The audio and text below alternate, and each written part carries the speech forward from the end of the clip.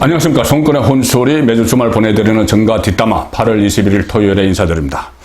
어제 윤석열 캠프의 인재영입위원장 김용환 전 의원이 송국권의 혼술에 출연을 해서 이런 이야기를 했죠. 이제 이 윤석열과 이준석의 충돌은 갈등은 없을 거다.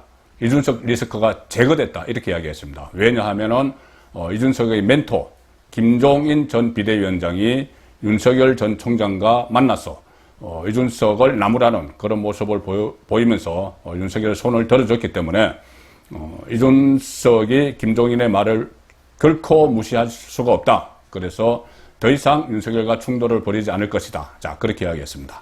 그런데 그것은 윤석열 쪽의 입장입니다. 이준석이 안고 있는 리스크는 여론조사 1위 주자 윤석열과의 충돌만은 아니죠. 여러 가지 이 갈등 요소들이 있는데 크게 보면은 두 갈래입니다. 하나는 당내 경선 관리 문제, 또 하나는 대여 투쟁을 할 마음이 없다. 내가 왜 해야 되느냐. 이렇게 이 정권 심판론을 등한시하는 이 문제인데, 자, 앞에 문제는 당내 후보 경선 과정에서 상당히 불거질 문제들이죠. 뒤에 대여 투쟁을 등한시하는 문제는 당내 후보가 정해지고 나서 본선에서 민주당 후보와 맞대결을 벌일 때 그때 불거질 문제입니다. 자, 그럼 앞에 문제는 좀 간략하게 살펴보면은 이준석발 리스크, 대권 주자들 갈등. 일단 윤석열, 원희룡 두 사람과 충돌을 했죠. 원희룡과의 충돌도 지금 봉합이 된 상태입니다. 두 사람이 통화 내용을 가지고 저거 곧 정리된다. 그래서 저거가 누구냐? 윤석열이냐? 윤석열과의 충돌이 저거냐? 이런 논란이 있었는데 그 부분도 지금 봉합이 된 임시로 꼬매는 상태입니다. 이거 언제 다시 터질지 모르는 그런 상황이죠. 그리고 또 이준석으로 인해서 대권 주자들끼리 편이 갈라져서 서로 치고받는 그런 모습도 보이고 있죠. 원희룡은 윤석열과 마찬가지로 이준석을 공격을 하지만 또 윤석열에 대해서는 언젠가는 내 앞에서 무릎을 꿇을 때가 있을 것이다. 이런 이야기까지 하면서 내가 대통령 되면 법무장관 시키겠다. 이러면서 양쪽이 또 미묘한 신경전 기류가 흐르고 있고, 자, 또 홍준표, 최재형, 유승민은 물론이고 또 하태경 이쪽에서는 이준석 편을 들어서 윤석열과 원희룡을 공격을 하죠. 대권 주자들끼리 이준석을 중심으로 놓고 이준석이 워낙 본인이 앞장서려고 하기 때문에 이런 현상이 벌어지는 겁니다. 대권 주자들보다 본인을 부각시키니까. 자, 그래서 이 과정에서 심지어 하태경은 원희룡을 겨냥해서 당 대표를 흔들지 마라. 예비 후보직을 사퇴하라. 이런 이야기까지 지금 나오고 있는 이 상황이죠. 그리고 또 다른 불씨들도 당내에 많이 남아 있습니다. 가장 대표적인 것이 지금 이달 말에 후보 등록을 받아서 9월부터 경선에 들어가게 되면은 선거관리위원회를 구성을 해야 되죠. 그런데 지금 경선 준비위원장이었던 이 서병수 의원이 나 더 이상 못하겠다. 본인 때문에 논란이 일어나니 그리고 선거관리위원장도 안 하겠다고 했죠. 그러면 선거관리위원장을 또 새로 선임을 해야 되는데 그 과정에서 딱 떨어지는 이해가 일치되는 무려 13명이나 되는 이 주자들 또 이준석과 또 최고위원들 생각 다르고 이러니 선거관리위원장을 놓고 또 한 차례 충돌을 할 수 있습니다. 그리고 또 불씨가 또 다른 잔불도 여러 가지가 있죠. 후보 토론회를 어떻게 할 것이냐. 지금 10번씩이나 한다는데 그것을 다 소화를 할 수 있을 것이냐. 또는 역차별 문제도 있죠. 50% 여론조사, 50% 당원 당심 이렇게 들어가는데 1차 컷오프 하는 과정에서 그때 여론조사의 역차별, 역선택 문제는 어떻게 할 것이냐. 역선택. 가령 진보 또는 진보 진영의 응답자들이 여론조사에 응답을 하면서 가장 만만한 상대를 선택을 한다. 국민의힘 중에서 가장 약한 상대를 선택을 한다. 왜냐? 그렇게 해야지 진보 쪽이 이길 수 있으니까. 자, 이 과정은 또 어떻게 할 것이냐. 그 방지책은 어떻게 할 것이냐. 그 역선택 방지 조항이 필요하다.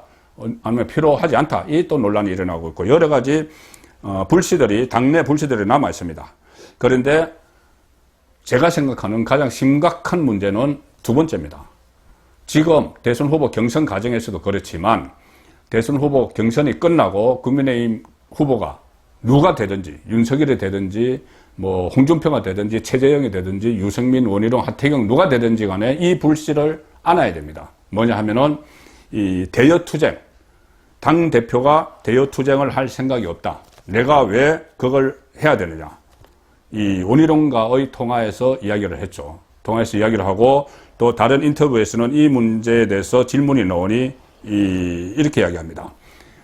대여투쟁은 대권 주자들이 이유식처럼 먹을 수 있게 내가 놔두겠다. 이렇게 이야기합니다. 어처구니 없는 이야기죠. 대권 주자들이 대여투쟁을 하면서 문재인 정권 심판론을 이야기하면서 커나가라. 나는 안 하겠다. 그래서 정권 친화적인 그 대표 이런 이야기까지 나오고 원희룡이 이야기했듯이 지금 당내에서는 정권 심판론 이런 것이 완전히 사라져 버려서 당원들이 부글부글 끓고 있는 이 상황인데도 이준석은 대여투쟁을 안 하겠다고 하고 실제로 김경수의 배경에 드루킹 사건, 여론조작 사건의 배경에 수혜자인 문재인 후보, 당시 문재인 후보가 있었다 이런 이야기도 나오는데 거기에 대해서 윤석열도 그렇게 이야기하고 윤석열은 심지어 허위범 특검을 다시 해야 된다는 이야기까지 하고 최재형 다 그렇게 이야기를 하는데 당대표는 그거 할 필요 없다. 그리고 배후에 문재인이 있다고 말할 수 없다. 이런 식으로 오히려 문재인 대통령에게 면죄부를 줘버리는 그런 역할을 제1야당 대표가 하고 있기 때문에 본선에 나가서도 가장 핫한 쟁점으로 부각을 시켜야 될 것이 정권 심판론이죠. 각 정부 임기 마지막에는 항상 권력형 비리가 쏟아집니다. 쏟아가지고 대선 국면에서 그것들이 막 쟁점이 될 텐데 제1야당 대표가 거기에 대해서 이야기하지 않는다. 그러면은 대권 주자들은 하겠죠. 근데 대권 주자들의 역할과 제1야당, 야당 대표의, 정당 대표의 역할은 좀 다릅니다. 다른데 그것에 대해서 좀 등한시하는 건 아니냐. 그 리스크가 여전히 남아있는 겁니다. 그래서 정리를 해드리면 일단 후보 결정 전에는 이 3명의 축이 있죠. 3가지 축이 있습니다. 경선 과정에서 공정 경선 관리를 해야 할 당 대표가 있고 또 경선준비위원회를 거쳐서 선거관리위원회가 곧 발족이 되죠. 그래서 대표와 선거관리위원회 또 경선 주자들 13명 경선 주자들 이 3축이 함께 움직입니다.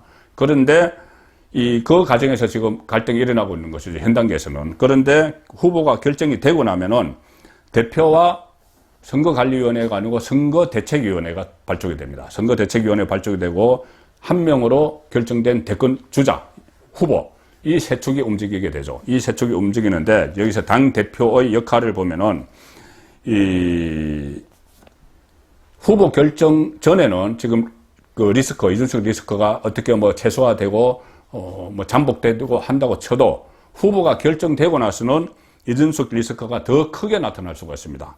당 대표가 이 후보가 결정되고 나면 당 대표 역할은 이런 것이죠.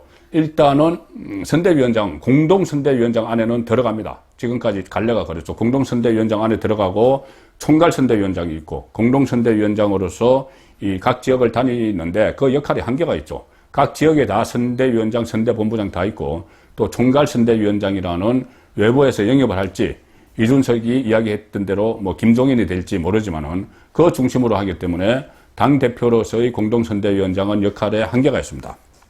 대신 대표가 할 수 있는 것은 이거죠. 대표와 최고위원들, 또 고위 당직자들, 사무총장이나 원내대표들이 할 수 있는 건 공중전입니다. 또 포병전.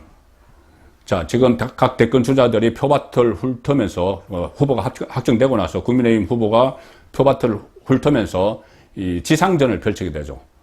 전국을 다니면서 막 지상전을 펼치고 본인에 대해서 홍보도 하고 정책도 말하고 상대 후보, 민주당 후보 겨냥해서 또 공격도 하고 이렇게 하는 사이에 당 대표와 당 지도부는 정권을 공격해야 됩니다. 공중전을 펼치면서 지상전은 대표가 하고 또 포병전을 펼치면서 엄호를 하면서 이 문재인 대통령을 공격을 해야 되는 것이죠. 문재인 정권의 실정, 임기 후반부에 나타나는 권력형 비리들 이런 것을 적극적으로 들춰내서 이슈화시키고 여론을 만들고 이 여론전에 심지어 노이즈 마케팅까지 막 해야 되는 그런 상황인데 이준석이 지금 보이는 이 상황대로 그때까지 그대로 이어가서 나는 대여투쟁 안 하겠다. 내가 왜 그걸 해야 되느냐. 이렇게 하면은 문제가 심각해지는 것이죠.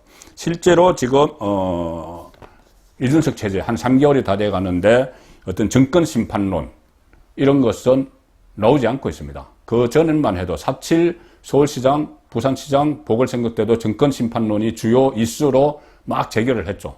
그런데 이준석 체제, 6월 11일 이준석 체제가 들어서고 나서는 정권 심판론은 거의 사라져 버렸습니다.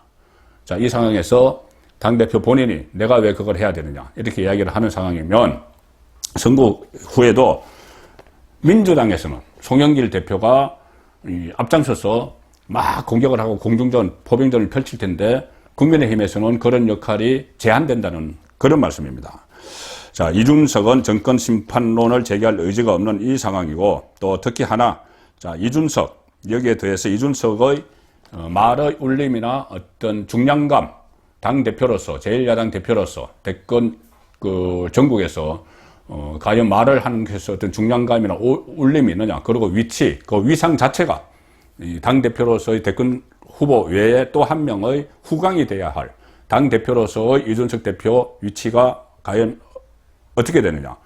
물론 이준석이 젊은 영선 당대표 해서 2030 세대를 비롯해서 뭐 외연 확장을 하거나 뭐 지역 구도를 좀 벗어나거나 이런 부분에 대해서는 상당한 기대를 가지고, 그러니까 보수가 변했다 이런 기대를 가지고 당대표로 선출을 해줬죠. 그런데 그 이후에 보이는 이준석의 모습, 여기에서 과연 그런 플러스 요인이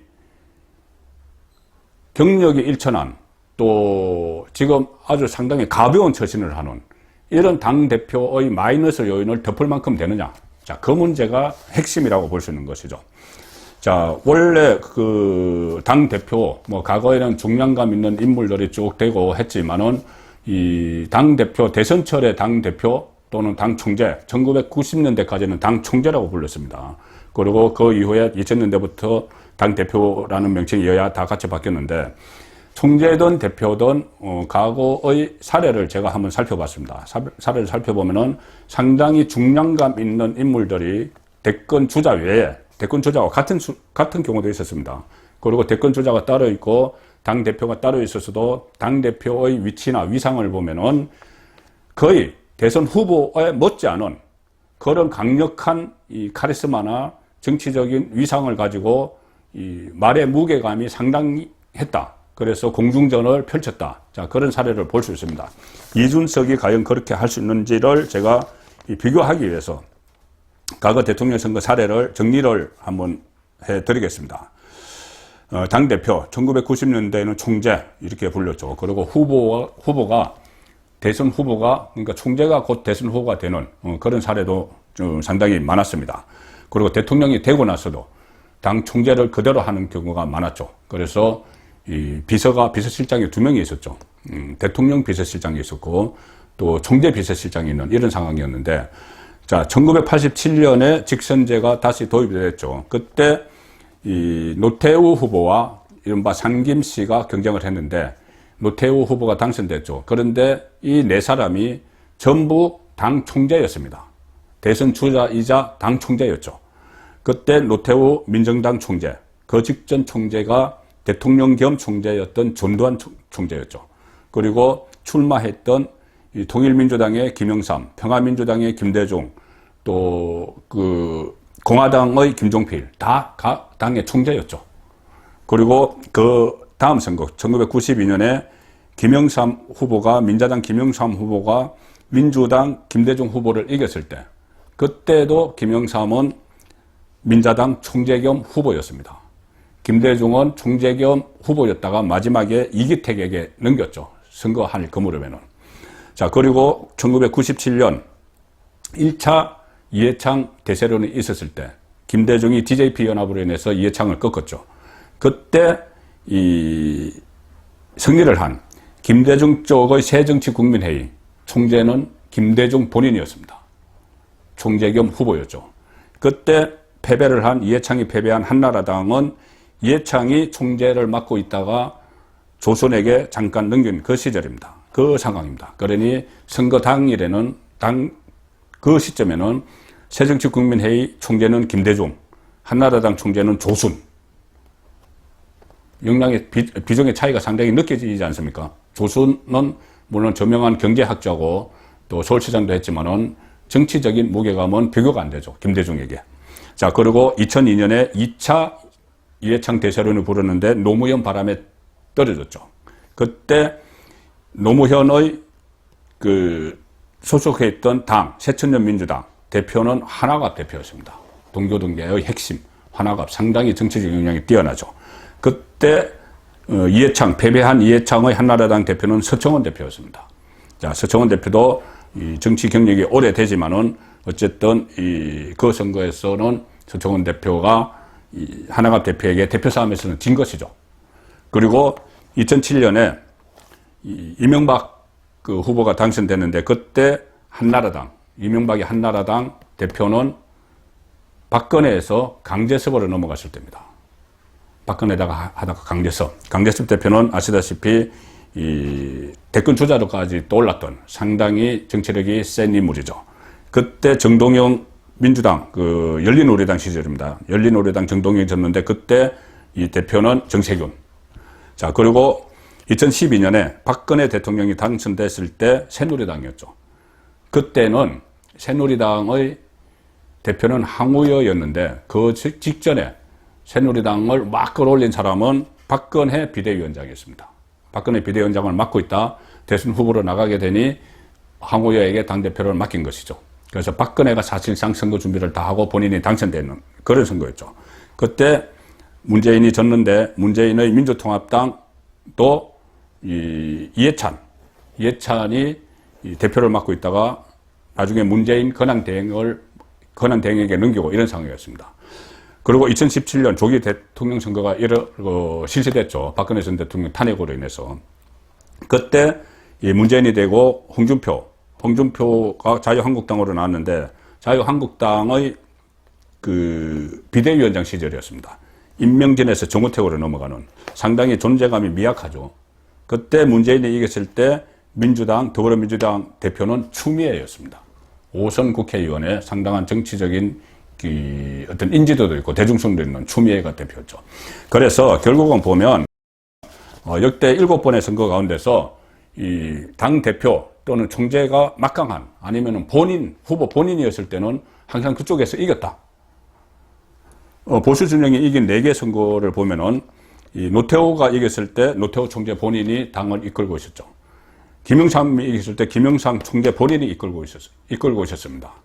이명박이 이겼을 때 박근혜, 선거의 여왕이라는 박근혜가 이끌다가 강제섭에게 넘긴 그 상황이죠. 강제섭도 상당히 이 선거에 능통합니다.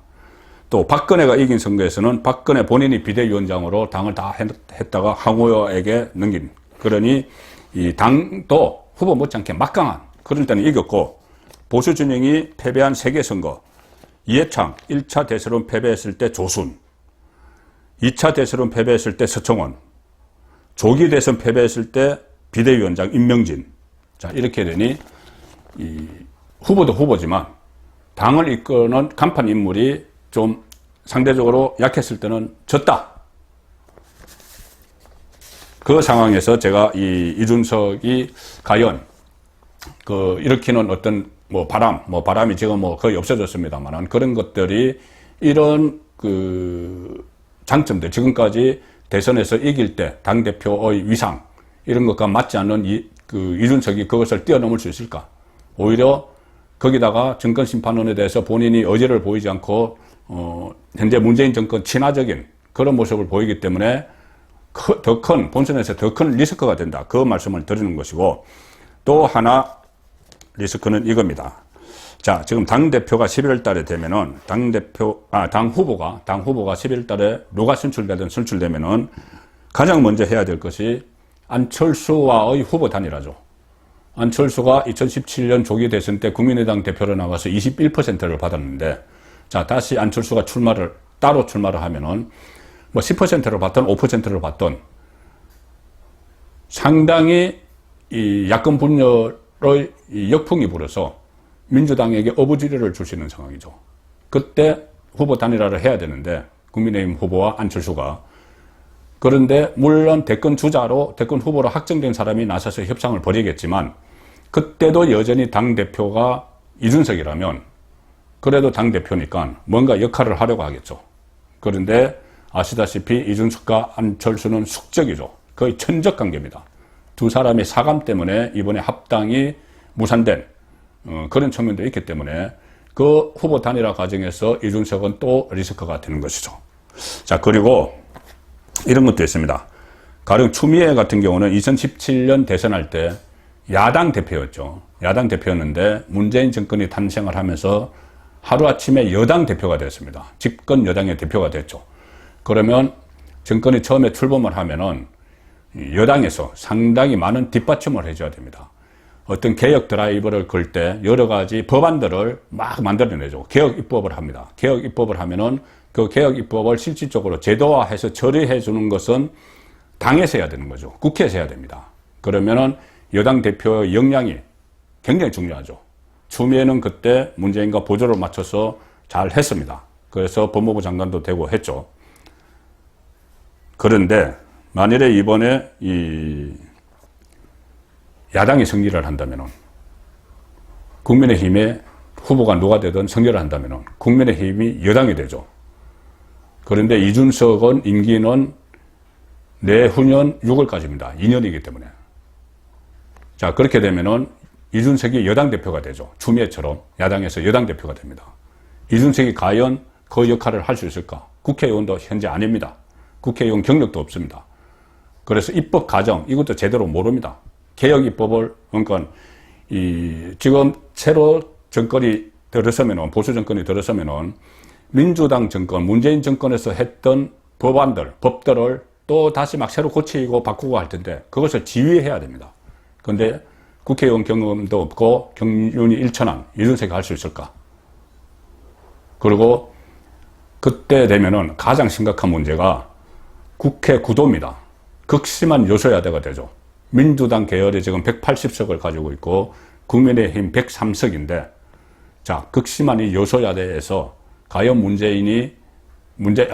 이준석이 그때 이제 그 문재인 정권이 끝나고 보수 정권이 되면은 이준석 여당 대표가 그 극심한 여소야대를 돌파하면서 본인이 이 새 정권에 대해서 제도적으로, 입법적으로 뒷받침을 해줄 수 있을까?